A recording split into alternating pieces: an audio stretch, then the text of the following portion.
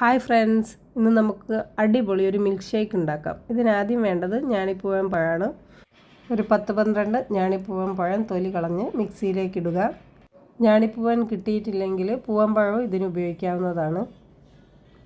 മൈസൂർ പഴം പോലെ പുളിയുള്ള പഴങ്ങൾ ഇതിന് ഉപയോഗിക്കരുത് കേട്ടോ. ഇതിലേക്ക് നമ്മൾ തിളപ്പിച്ച് തണുപ്പിച്ച പാലൊഴിക്കുക. മധുരം നിങ്ങളുടെ ആവശ്യത്തിനനുസരിച്ച് ചേർക്കുക. ഞാനിവിടെ 3 ടേബിൾ സ്പൂൺ ഉപയോഗിച്ചിട്ടുണ്ട്. ഈ പഴവും പാലും ഒക്കെ ഞങ്ങളുടെ ഫാമിൽ തന്നെ ഉള്ളതാണ് കേട്ടോ. ഇതിലേക്ക് 2-3 ടേബിൾ സ്പൂൺ ബൂസ്റ്റ് ഇടാവുന്നതാണ്. ബൂസ്റ്റ് ഇടുന്നത് ഓപ്ഷണലാണ് കേട്ടോ. മിക്സിയിലിട്ട് നന്നായിട്ട് അടിച്ചെടുക്കുക. എന്നിട്ടതൊരു ഗ്ലാസ്സിലേക്ക് ഒഴിക്കുക. കുറച്ച് ബൂസ്റ്റ് ഇട്ട് ഡെക്കറേറ്റ് ചെയ്യുക. ഇതാണ് നമ്മുടെ സാക്ഷാൽ Sharjah shake. Thank you for watching.